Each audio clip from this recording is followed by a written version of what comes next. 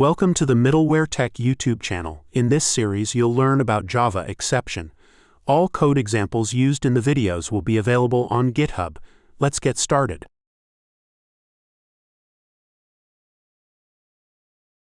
Then I step by steps I'm moving the core technical side. So just see here, I just showing one image here. If you see this image, that Mira is flying to New York. So when you're flying from one location to another location, then if you see this image, some of the security requirements she is following. Okay, now she's moving from one location to another location. So if she is following some security measures, then it may save the life. So if any abnormal condition come during this airline travel, then it will save the life, right?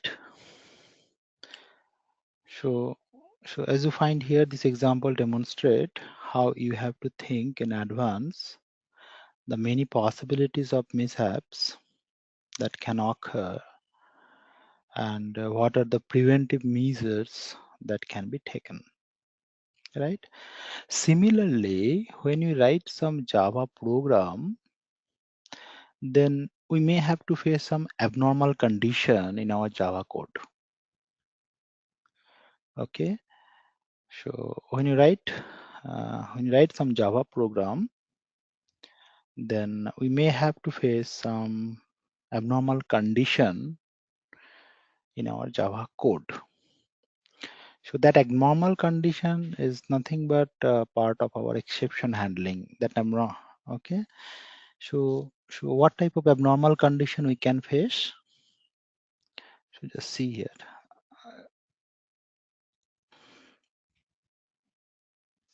Assume I'm going to write a simple Java code, and here writing some Java code like okay, use that one. Int I equal to 0 and int j equal to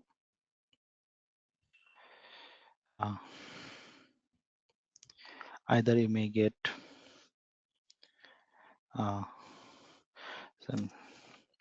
3 by 0 j equal to 3 and int k equal to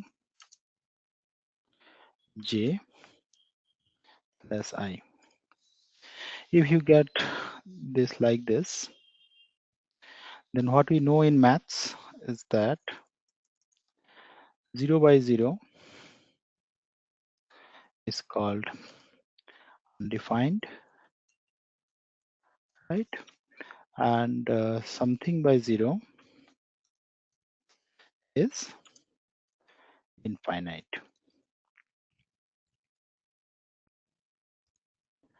Fine. Okay. Now, if this type of scenario comes, then you may get some abnormal condition in your Java code. How it is? Assume you're going to print system dot out dot println. You're printing the value of k. Printing the value of k. We'll find some abnormal condition.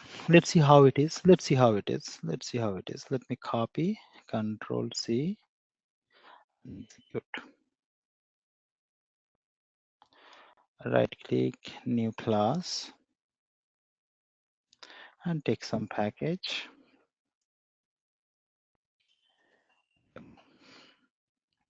This is your main method, and inside your main method you have you're executing this line of code. Just see here.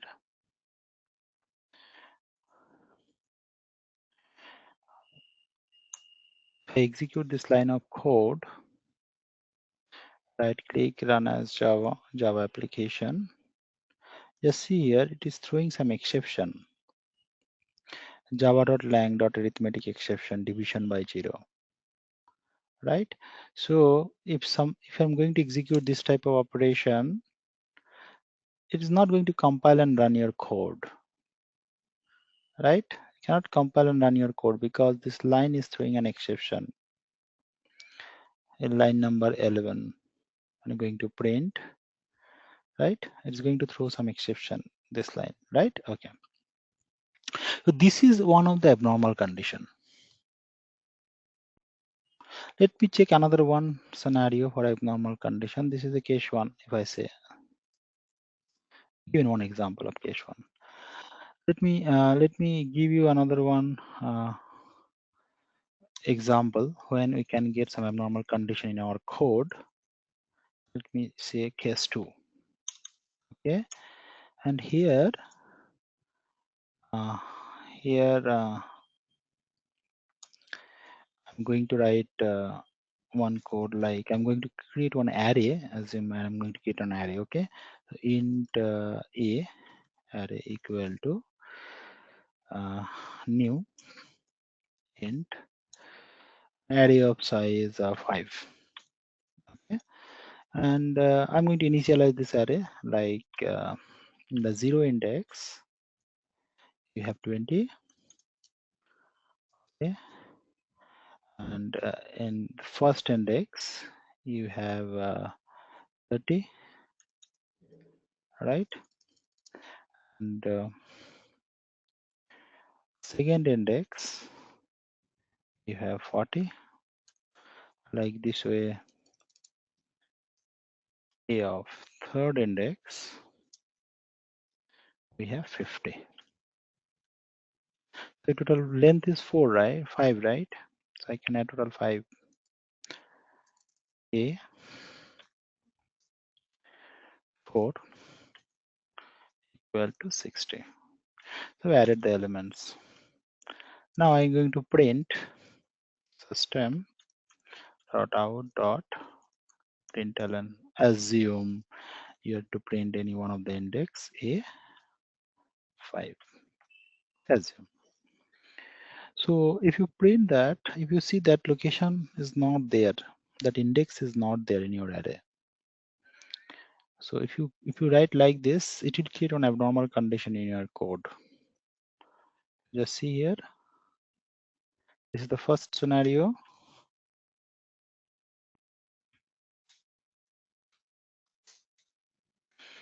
Write the code like this. It will create another one abnormal condition in your code. Okay, so we save it. Right click, run as Java application. And you can see here, array index out of bound exception 5. So that means no element is there in this index. So if you write here, it will create an abnormal condition, right? So the point is that if we get an abnormal condition, in our code, right? So this abnormal condition is called exception. Okay, when you write some Java code and if you find some abnormal condition like this in our code, this abnormal condition is said to be as an exception.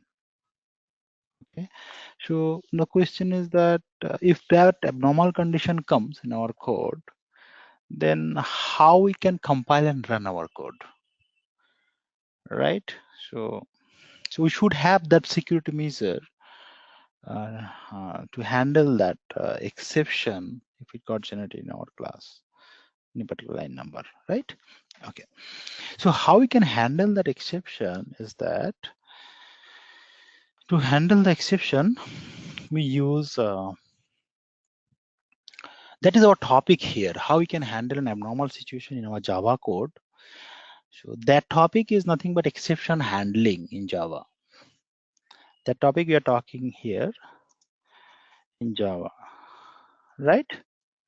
Okay. Now here, if I want to handle the abnormal condition, then we generally use try-catch block. Okay, so assume this one I want to handle. What I'll do, I'll put this line of code. I'll put this line of code inside try-catch block. I'll put this line of code inside try-catch block. Okay, so you can put this line of code inside try-catch block.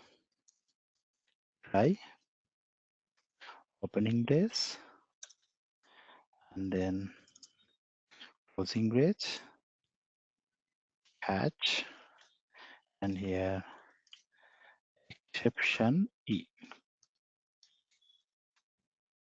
like this. You have to put those line of code inside try-catch block. Then what will happen? You can compile and run your code. Okay, so just see here, I can compile and run my code or not. Let me disable this line. What I'll do, I'll put this line of code inside try catch block. Try, catch, exception E, E dot. You just write like this. You'll find that you'll not get that abnormal condition anymore. Just see here, save. Just save it, right click, run as Java application. Now if you see here, your program compile and run, you're not getting any error, right? That abnormal condition you have resolved using this try catch block. So that is the point. If I have an abnormal condition in my code, that abnormal condition I can resolve using try catch block. Okay, same like the second scenario, same like the second scenario, same like the second scenario here. And I'm going to compile and run this code. I have to put this line of code inside try catch block. Then I find this, I can compile and run this code. So use try, catch, exception E, right? If I put this line of code inside try catch block, then you can see that my code will compile and run. Right click, run as Java application. You can see here it will compile and run. Right, so we can handle that abnormal condition that got generated in our code. Now, what is going on here in this code? What is going on that we can handle that abnormal condition in our code, right? So what is going on is that in this line number, one exception class object got generated, right? And this exception object generated from the try block, right? So thing is that how we can handle that abnormal condition, how we can handle that abnormal condition, how we can handle that abnormal condition, right? So to handle how we can handle this abnormal condition, step one, what happened is that we'll put that try catch block. So what happened, this one exception class object is thrown from the try block. One exception class object is thrown from the try block. So step one, exception class object is thrown from try block. Fine. Then step two. What will happen in step two? Then exception object that is thrown from the try block, it will come inside a catch block. Right? So exception object caught in the catch. Fine. Okay. Now what will happen next? Next, here, if you are not writing anything, JVM will put e dot get message by default. As for example, default constructor by default available in your class. Same like that, JVM will call e dot get message. If I'm not going to write anything else inside the catch block, by default, JVM will call e dot get message. Fine. Step 3. What will happen? Step 3. JVM will call e dot get message in the catch block. Right. So by so what we can write here is that by default e dot get message is called. Fine. Now what this e dot get message will do, it will convert that object as a string and send it to JVM. Okay. Step 4. What will happen? It will convert the object, exception object, as string and send it to JVM, and the problem is resolved. Right? So these are the 4 steps will be executed one by one. Right? How we are going to resolve this exception. Right? So it will be like this. So just see here, if I'm going to write here e dot print stack trace, take the first scenario itself. I'm going to use this first scenario itself. So this is my try block. This is the catch block. Save it. Right click, source format. Okay. And here I'm going to use e.print. If I'm not going to write e.print stack, by default it will write e.print stack. So let me write e.get message. e.get message. Fine. So it will work fine. No issues. Right click, run as Java application. It is working fine. Your code will compile and run. Fine. Okay. Now, when you're going to develop a particular code, when you're going to develop some code in development environment, then if any abnormal condition generated in a particular line number, now you can understand, yes, abnormal condition may be in this line number. But when you deal with huge amount of code, it's very tough to understand in which line number that abnormal condition generated, right? So in development environment, we should always use one method called e.print stack trace.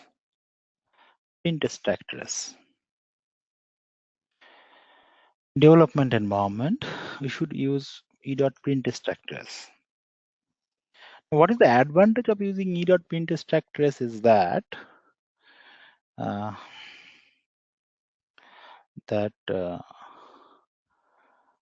right click, run as Java application. What it will give you is that which exception was thrown in which line number, those details will be available in the console. If I use e.print stack trace, then I'll get the details like the exception that is resolved, it is arithmetic exception. And that exception was generated in the line number 11. Right? So what is the name of the exception? and in which number that exception got generated, those details will be available in the console. Those details will be available in the console. Okay, so using e.print structures. So it is recommended that when you're working on development environment, you should always go with e.print structures without using e.getMessage. Fine. Okay. So that you're talking about here. That you're talking about here, right? Okay. Now, here,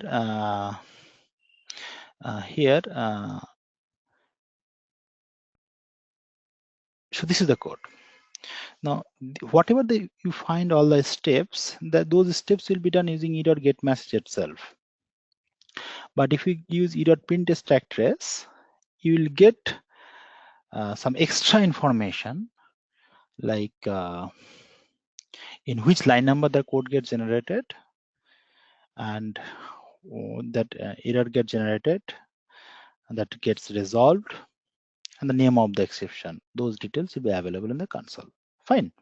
Okay. Okay. Now this is this is how it is. Now the problem got resolved. Either you can use get message or print stack trace. Whatever you're going to use, that problem got resolved. Fine. Now the point is that so we are going to use that try catch block to resolve that exception. Now the point is that there is another one block is there that is called finally block. Okay, there is another one block is there. Control C, let me write it. There is another one block. The name of the block is finally block. Using try catch you have used fine, right? There is another one block C that is called finally block. We use this finally block after try catch. So now we'll say that yes, the problem is resolved using try catch block, right? The problem resolved using try catch block. Then why I'm going with another one separate block called finally, right? So let's talk about this finally block. Let's talk about this finally block. Let's talk about this finally block. Finally. Now, there is two scenario when we need finally block in Java. Two major scenarios is there. Okay. So thing is that I can write the code inside try block. Okay, we can write the code inside try block, but it is possible that the JVM may not execute those some line of code. But I must have to execute those line of code, then we'll put it in the finally block. Again, I'm saying I can write some code inside a try block. Okay, let me say here we can write some code inside try block. We can write some code inside try block, but it is possible. But it is possible that JVM may not execute those line of code. Okay, but we must have to execute. But we must have to execute, right? Then what we'll do, we'll execute those line of code inside finally block. We will execute those line of code inside finally. So that is we have written. We can write some code inside try block. You can write some code inside try block, but it is possible that JVM may avoid the execution of those line of code. But we must have to execute them. So you have written some code and JVM is not executing those line of code, then what is the use of writing those code, right? But you must have to execute them. In that scenario, we can put those code inside finally block. Then finally block will force those line of code to execute. So in which scenario it will come, right? So let me understand the scenario. I'm talking about the case one. Just see here. I'm talking about the case one. Case one means like let's see here. See here. I'm printing the value of k. Correct? I'm printing the value of k, right? Fine. So what I'm doing, k equal to plus k. I'm printing the value of k. How it is? K equal to plus k. But if you execute this code, you'll find that this line will not be executed.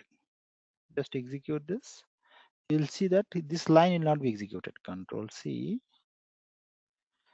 This line will not be executed. This line. Control V. Now K does not have any value, but this line K equal to should come, right? Just save it. Right click, run as Java application. Just see here, exception gets generated in this line number 11. And the control came in the catch block. And print structure is providing the details. Problem resolved. So the control not came in this line at all. Correct? But I have to execute this line. Since the exception generated in this line number, the next line will never be executed. But I have to execute this line, right? The solution is that just cut and paste it inside that catch block. Control Z, not in the catch block, in the finally block. Finally, Control V. If you put this line of code inside the finally block, you'll find that this line of code will must execute. Correct? Is there any error? Okay, the K is not visible, so you can make this K in K equal to 0. Here.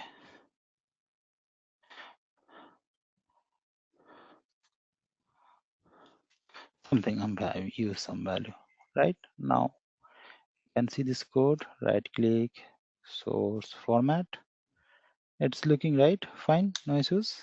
Okay, now here save it and right click, run as Java application. You can see here K equal to 0 printing. Why? Because you have put this line of code inside the finally block. Again, if you put it here, it will not execute.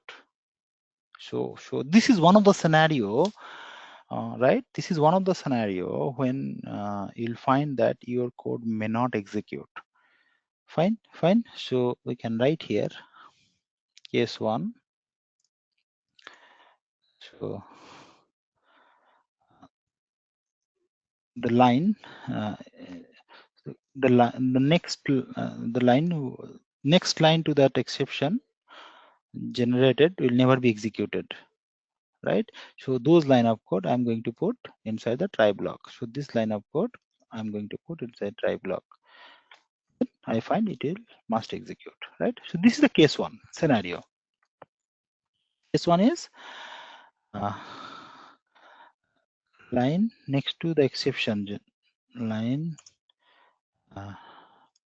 next to the exception, line next to that exception generated will never be executed. Exception generated will never be executed, but I must have to execute, so I'll put this line of code inside finally block and it will execute, right? This is one scenario. Second scenario, case 2, when I need this finally block. Case 2, when I need this finally block is for non-Java objects. Non-Java object. We use some of the technical specifications, they use this term. Some of the technical specifications use some other term. So non-Java object, what is non-Java object? Non-Java object means from your Java class, if you are going to connect with some external application, like you can connect with an XML file, you can connect with a database, or you can connect with an RTF file or CSV file or some other application. So from Java, if I am going to connect with some external application, assume you are going to connect with some database. Fine. So you have to create some objects, right? Like a result set object you have to create. Statement object you have to create. Okay. Then connection object you have to create. Right. Then when you create those objects, after that you have to close them also. You have to close them. Result set dot close. I'm talking about database scenario, right? Or you have to close statement dot, you have to close them, because the object that you have created, these objects are called non-Java object. Why? Because from Java you are going to connect with some external resource, and to connect with some external resource you are creating this object. That's why you say it's a non-Java object. Okay, fine. So so if you create those objects, then those objects will allocate some resource, right? So when I've used, after that you have to close the object. After that you have to close on dot close. You have to close the object. But if you write this line of code inside the try block, if you write this line of code, Control C, in the try block, okay, it is possible that JVM may avoid the execution of this line of code. Okay, especially when you're going to interact from Java to deal with some object. Your Java program is going to connect with external application. Assume it is database. So it is possible that JVM may avoid the execution of this line of code, but you must have to execute them. So solution is that just put them inside finally block.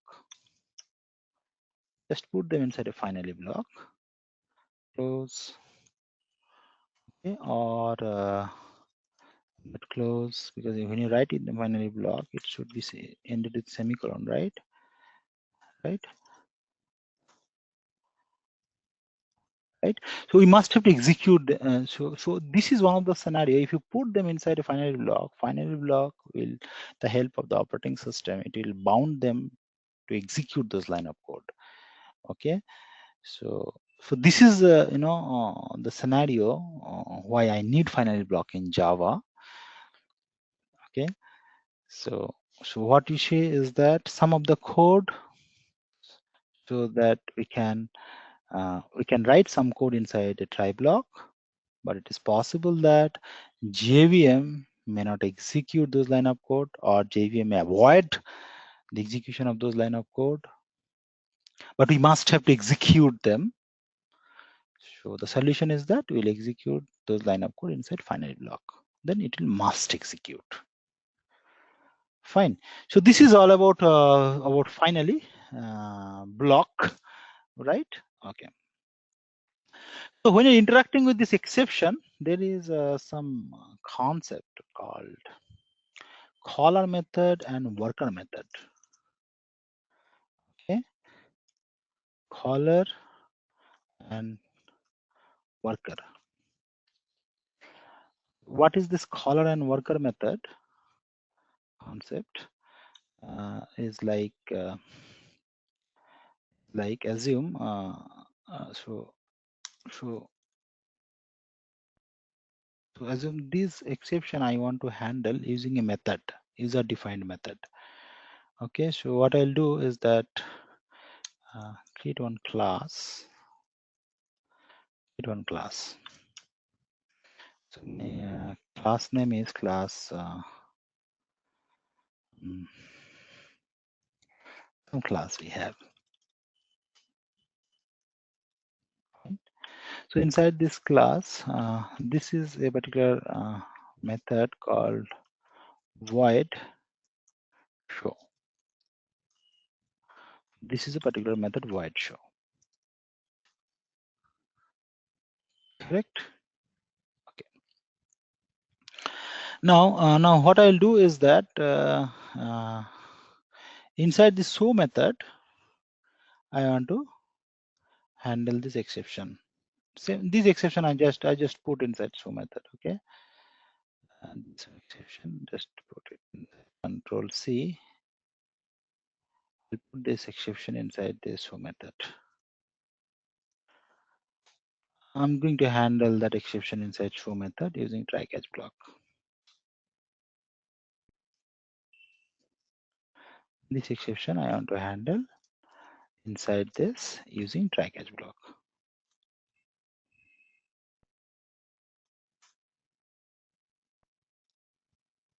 Right? Okay. Now in the catch block, we have e.print stack trace, right? And this is the catch block, right? Okay. Now this is defined inside the show method. This is your show method, and you are handling try catch block inside a show method, and you're calling this show method from the main method. Fine. Write one main method, public static void main string here.js.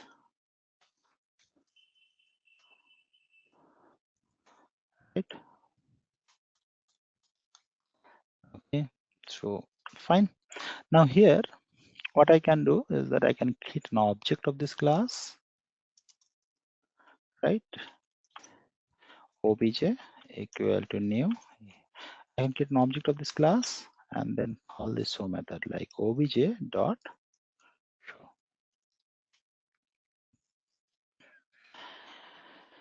Correct.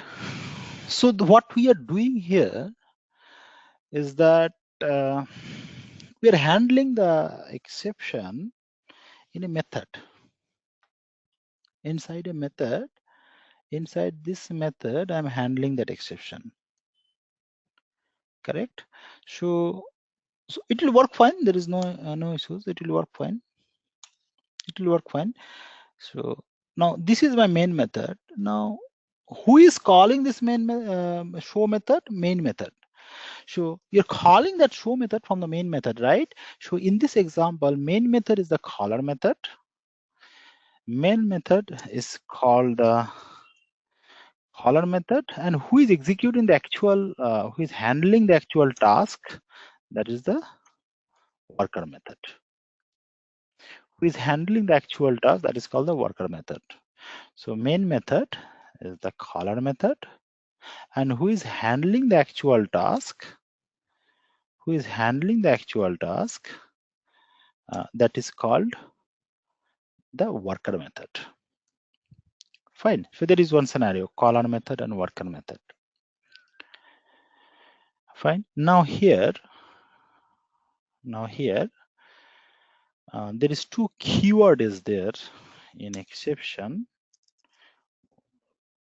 I'm coming into those keyword. This is this scenario we'll use. Now the thing is that I don't want to handle the exception in this worker method. Now, in these examples, the worker method, we have handled the exception in try catch block, right? Now, it is a scenario like I don't want to handle the exception inside the worker method. I want to handle the exception in the caller method. Then in that case, what we will do is that I'm not going to use try catch block here. I'm not going to use try catch block here. Try catch block here, right? And that exception I can throw from this worker method like this. Throws exception. What you're doing is that exception that got generated, that exception you're throwing from the worker method, right? So if worker method is throwing that exception, then you have to catch that exception in the caller method, right? So how are you going to catch the exception in the caller method? Here you have to catch the exception, right? So if you want to catch that exception in the caller method, then you have to put this line of code in the try catch block. You have to just put this line of code inside try.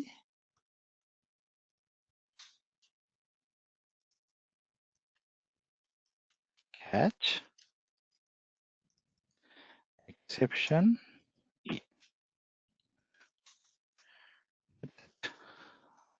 like this.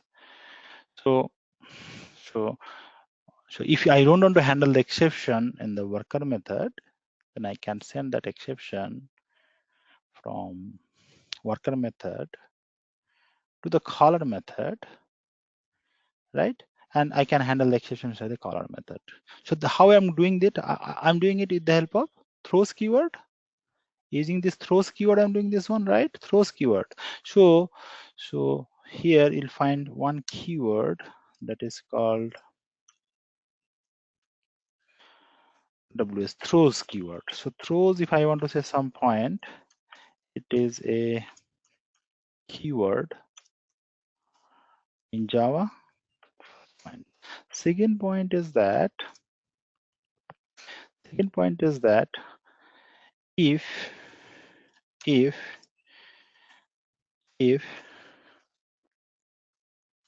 we don't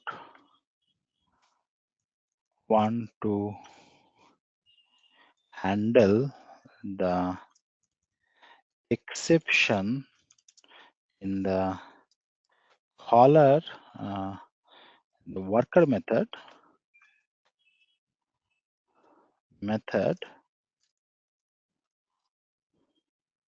then we can throw that exception from worker method to caller method using throws keyword. Throws keyword. So this is the use of throws keyword in Java. Okay, that is one scenario we have given here. So let me check it is working or not first. Control C. Let me create one class like throws demo. So right click one class name is throws demo.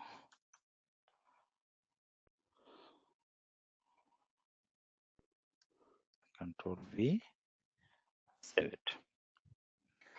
Right click, run as Java. So this is a throws demo I have written, but main class written I've written a fine. So make it throws demo. Throws demo. So you have to get an object of this throws demo. Control C, Control V, save it. Right click, run as Java application. So you can see here it is working fine, right? So the exception I have not handled. Exception I have not handled inside the worker method. that exception I have thrown from the worker method to the caller method, and in the caller method I'm going to handle the exception, and it is working fine. Correct? It is working fine. Just see here, there is no error. It is working fine. I have handled the exception in the caller method. So how I can throw that exception using throws keyword. This throws keyword we'll always use after method name. Most of the scenario we use after method name. Okay, fine. So there is another one keyword is there. There is another one keyword that is called throw keyword. There is another one keyword is there that is called throw keyword. Throw keyword. Okay. Okay, so the purpose of using this throw keyword is to throw user defined exception. Okay, it is used to throw user defined exception. It is used to throw user defined exception. Okay, now you'll see that what is user defined exception. First you have to know, right? And then we'll talk about how we can use throw keyword to throw an user defined exception, right? Okay, so just see here, first of all, see, just see here, the point is that, see, if 0 by 0 come, then I find arithmetic exception,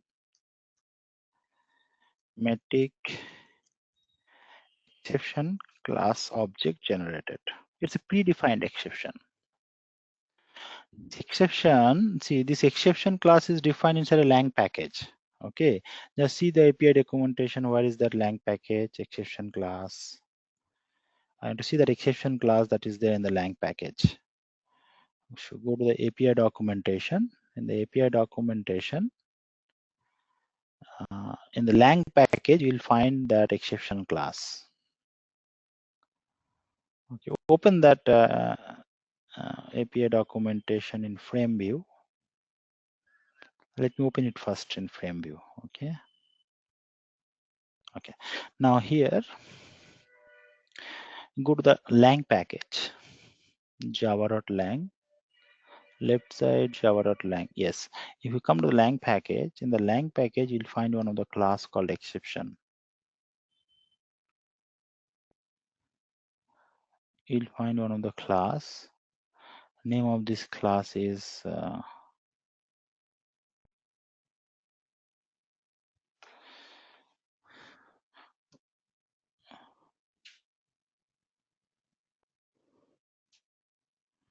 you'll find enum is there.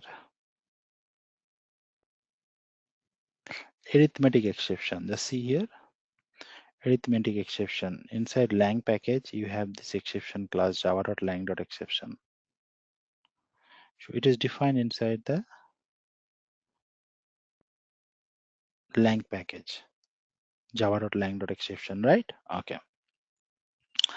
So this exception class that you're talking about, arithmetic exception came from exception. I'm coming into the inheritance hierarchy. Let me complete it first. Now here, see, if this abnormal condition generated in your Java class, then this arithmetic class object is thrown. Correct? Not only this, if something by 0 came, then also, because something by 0 is infinite, 0 by 0 is undefined, so it is already defined in our API documentation, like if this scenario you find anywhere, then arithmetic exception class object will be generated. So that is a predefined. This arithmetic exception class is already there. Just see here. It is already there. See here. This is arithmetic exception class. It is already there. Arithmetic. It is predefined exception class in your API documentation. It's a predefined exception class. It's a predefined exception class in our Java API documentation. Correct? Now, if I want to create our own exception class, that is called user defined exception. Okay, if I want to create our own exception, this is predefined exception class.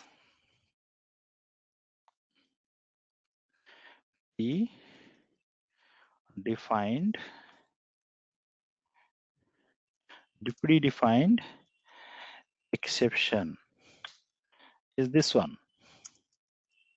Fine. Now, if I want to create our own exception, then that is called user-defined exception. Let me give one example. I can create my own user-defined exception. Let me give one example. One example, like assume you are creating one credit card application, like student credit card application, and in this credit card application, they have their registration page, and there is some condition you have defined, like if he or she age group is between 18 to 25, then only he will get a student credit card, else he will not get. Assume for a particular application, credit card, student credit card application you're going to create, where one of the condition is that if the age group is between 18 to 25, then only he will get that student credit card, else he will not get. Fine. So if it is the scenario, that means his age should be greater than 18,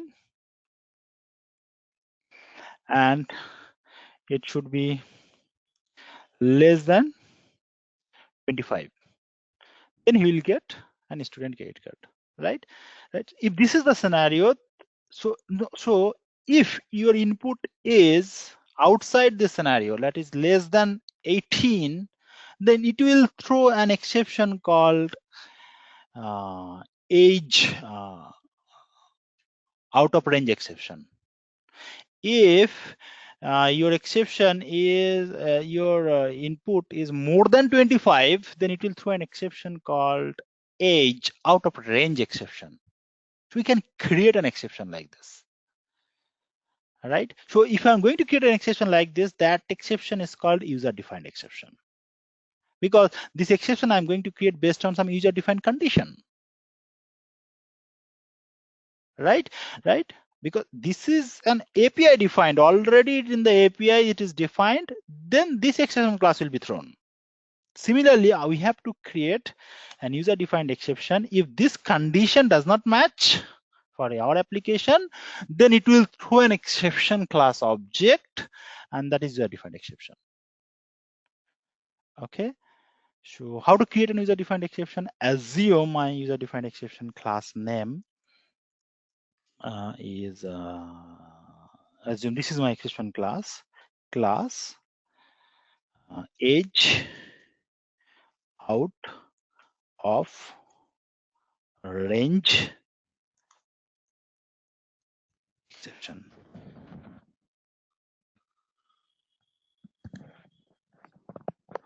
Right. So my class name is class age out of range exception. Right. Okay. Now this is my class. So is it an exception class? Is it an exception class? No. It's a normal class. It's class name only. Is it an exception or no? We can create an user-defined exception class only when your class will extend exception.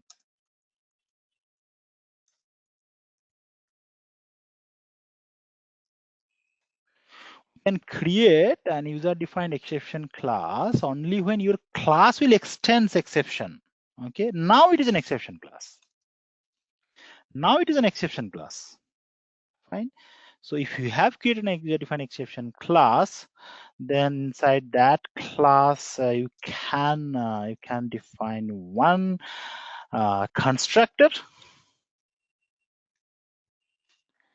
or you can on here inside constructor you can print something like system.out.println, and here you can print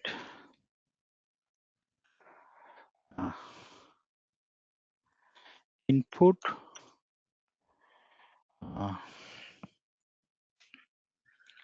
age is not correct. Something you have written, right? Fine. Or you can override a toString method from the object class, and you can write some statement like I'm overriding toString method from the object class. Fine. So public string string toString. Okay, I have overridden toString method from the object class. Correct. And I'm just writing here something like system.out.println, right? And here you can write like age out of range exception.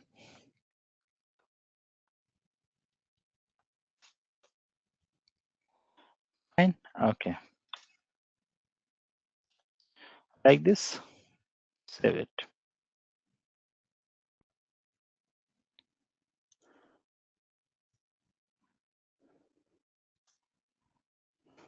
Right. So we can write either this or this, or both, as you wish. So this is a simple user-defined exception class. A normal user-defined exception class we have created. So if you remember that, I can create an user-defined exception class if that class extend exception. Okay, fine. Now, okay, I find something else, not here. Okay, now here,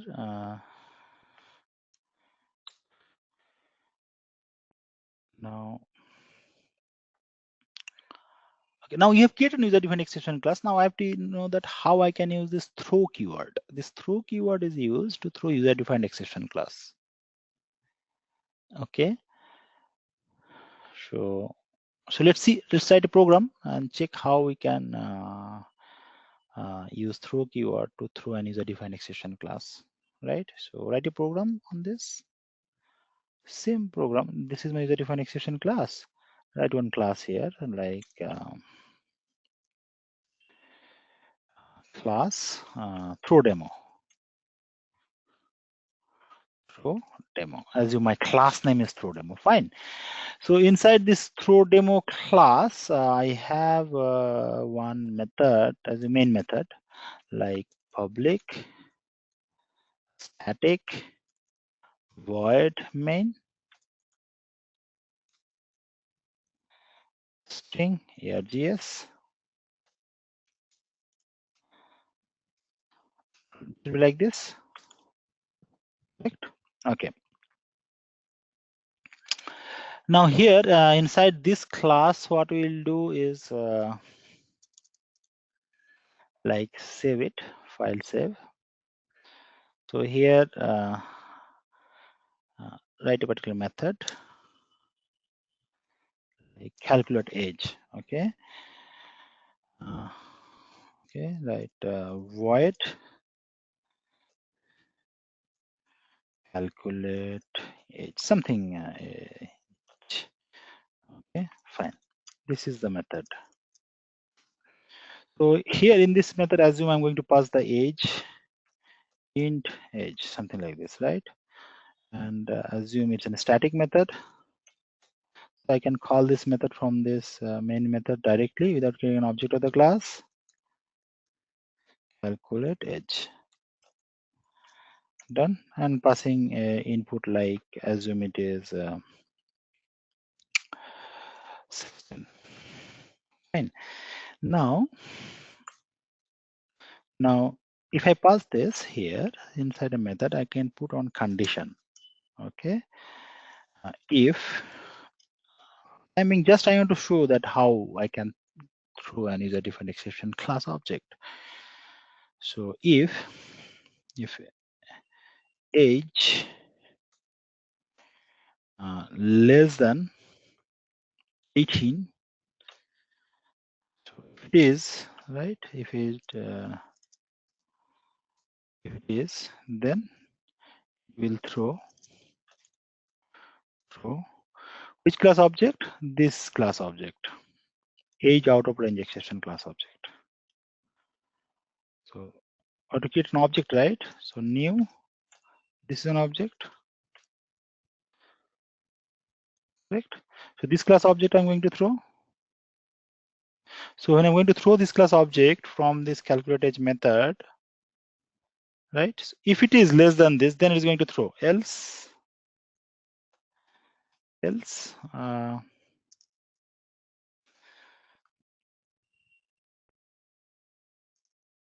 something you can print, right? Okay. So we want to just want to see that yes, how this exception is thrown and printed, right? So just written this if condition only. So if this exception class object is thrown from here, user defined exception class object I'm throwing, right? Using this throw keyword. See here, I'm throwing this user defined exception class object using this throw keyword, right? So if you're going to throw, that means this method is throwing this exception class object. So the method will throw that exception class object only when you are going to use here throws exception. Then only this method is going to throw this user defined class object. That means this worker method is going to throw that user defined class object, right? So caller method is going to accept that exception, and you have to handle that exception in the caller method, right? So please handle that exception in the caller method. So how I'm going to handle the exception? Same like earlier, I'm going to use try and catch block, try, catch, exception, E, like this, right? So file save it.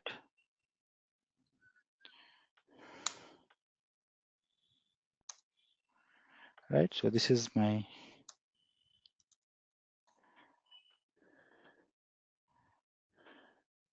main method, right? Okay. Now you are handling that exception in using try block. It will come inside catch block. Just print it, that exception here in the catch block. Just print. I want to print that exception. Okay. How system dot out dot println and print the exception E. That's it. Let me check it is working or not. Correct. So here is two scenarios there, right? One is user defined exception class. So let me create this user defined exception class. Class name is age out of range exception. Fine. Create the exception class first. Control C. So create one class, right click, new class. My class is selected inside this package. Age out of range exception. Fine. This is a user defined class, right? So just copy paste this class. Control C and Control V. Save it. And here, okay. If you're writing two string, now you've written slight wrong, because if you're writing a two string, then you have to return some string. Return one string. We are overriding the two string method. Save it. Right click, source format. So this is my user defined class object. Fine. Okay. Now this is my main class. Main class name is throw demo. This is my main class. Fine. Control C and select this package. Right click, new class, throw demo, and finish.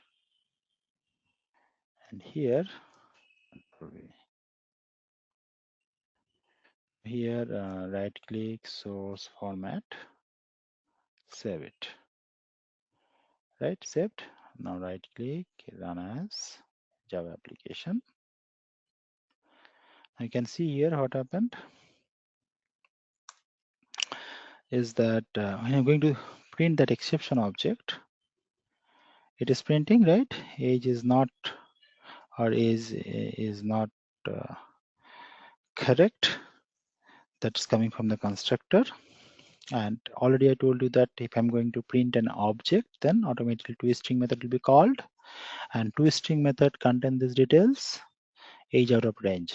That is coming age out of range exception, right? So it's working fine, right? No issues. So this is how, we have to handle user-defined exception in Java with the help of throw keyword. Here, I'm going to use this throw keyword to handle user-defined exception in Java. And throws keyword is used to throw an exception from the worker method to the caller method. Fine. Okay. This two is used a lot, and that's we have given here. Now, when you talk about this exception, another important thing is that we should know that exception hierarchy. Exception hierarchy. Exception hierarchy in the sense, the top level class is object class. Already I told you about object, right? I don't have to say once again. Top level class is an object class. From object class, you'll find one class. Just see here. From here you can get it. Object class, you have throwable class. We have throwable class, right? So we have throwable class. So from throwable class, you'll find two different class came from throwable. You'll find two different class came from throwable, and one is called error class, and is called exception class. Two different class came from throwable. Just see here in the API documentation. Error exception class came from throwable, correct? In the lang package, you will get another one class called error class.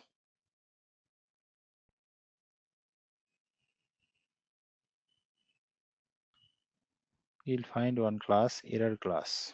Just select this throwable. It's an error class. See, this error class also came from the throwable. That is also part of lang package, right? So there is two classes there, exception class and error class. Now the question is, and the example that we have done, we talked about one of the exception called arithmetic exception. Arithmetic exception, right?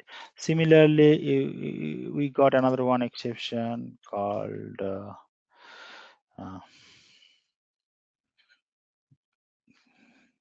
array index out of bound exception, right? We have, in our example, array index out of bound exception. Similarly, you will get some other exception also called SQL exception. You will get other exception called class not bound exception.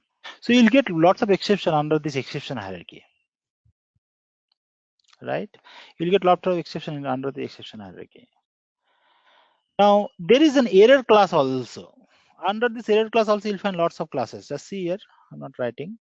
Under this error also you have lots of classes. See here, virtual machine error, thread death, annotation formatter error, assertion error, AWT error, factory configuration error, IO error, lots of error classes are there.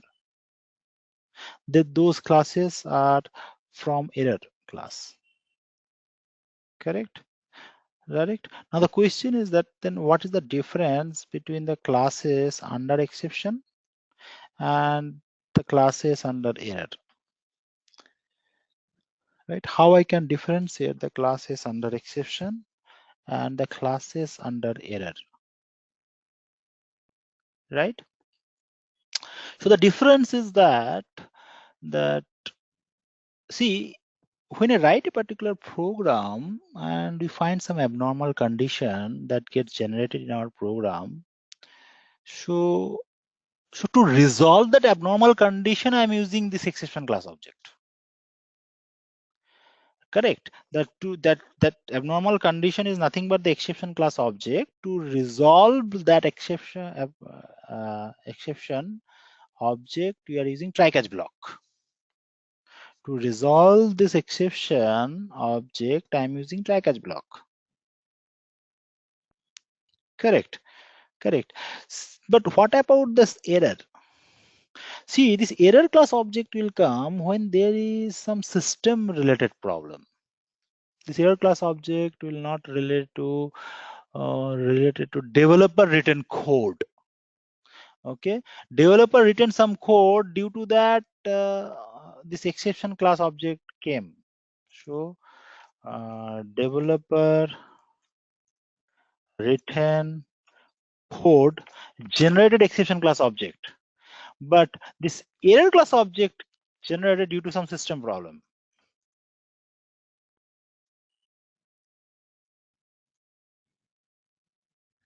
The error class object generated due to some system problem. This is the difference between these two. Okay.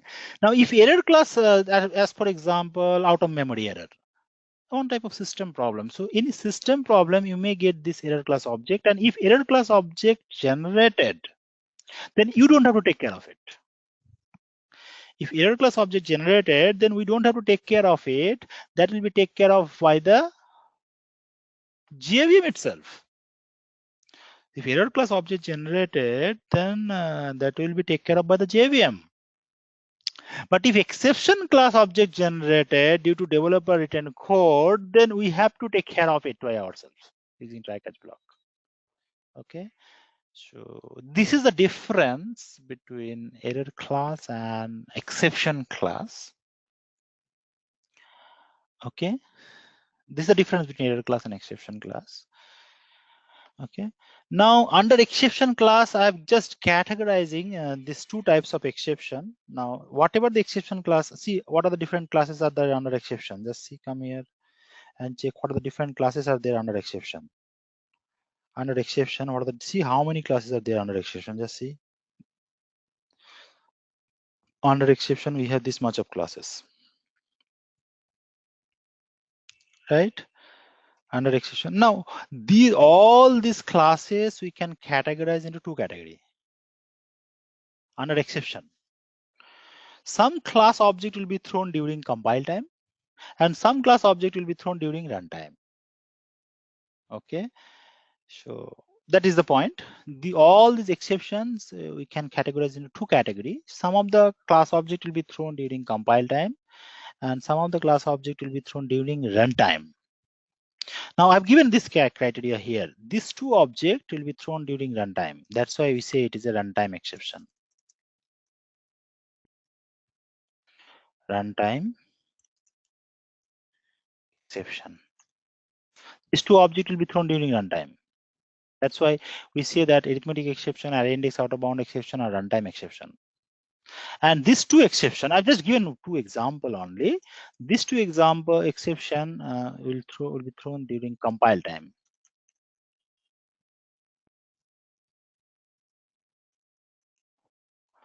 That's why we define them as a compile time exception. Fine. So we have runtime exception, we have compile time exception, right, under this exception hierarchy. Right. So that means what? The exception that got generated during compile time, we say compile time exception. So during design time itself, you have to provide try catch block. But for them, this exception will come during runtime. When you run this code, that time you'll see that exception, right?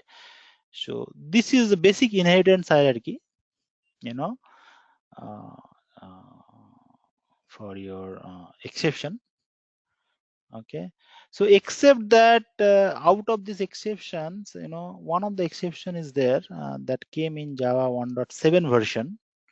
Let me tell you, one Java 1.7 version, one of the features included that is called assume. This method is throwing two exception. Okay, now in this example, it is throwing only one exception, right? It is also possible that your method can throw more than one exception. Okay, so if you find your method is throwing more than one exception, then what you will do? You have to write a multiple catch block, right? We can have multiple catch block for one try block. Okay, catch exception E1. Okay, and you can write this one as age out of bound exception. Assume Control C, Control V.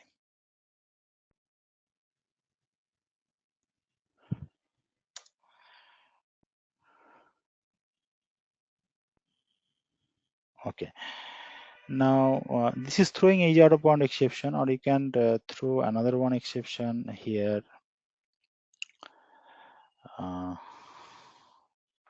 Like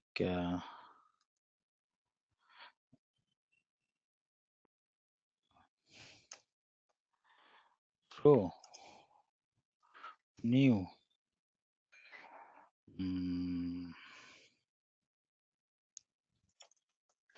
number format exception. Assume. So in that case, this method is throwing two exception. Fine. So to handle, how we are going to handle this two exception, right? So first one, you have handle age out of bound exception here. Control V. Second one, you can handle number format exception here. Control V. Right? What is this handle exception?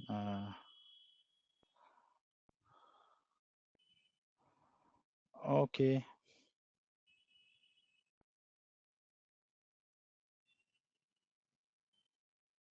Fine. Or you can use this one. Control C. Control V. So this is right. Now the thing is that what I'm saying is that in Java 1.7 version, they are saying that no, you don't have to create multiple try catch block.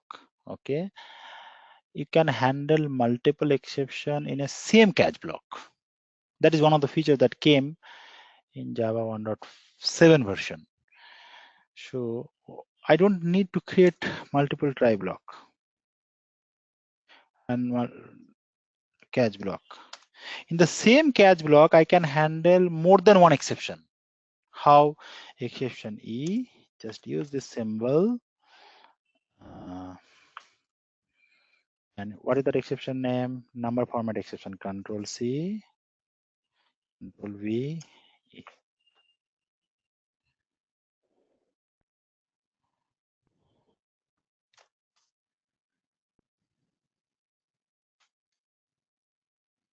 Like this way. Already caught. Okay. Let's remove this. Save it.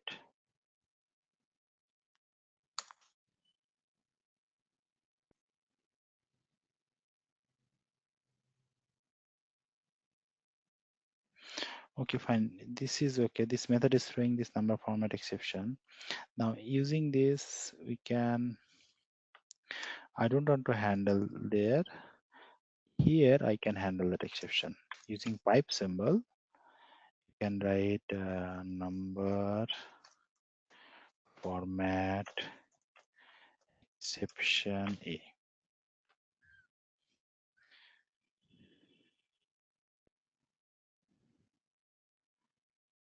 should come.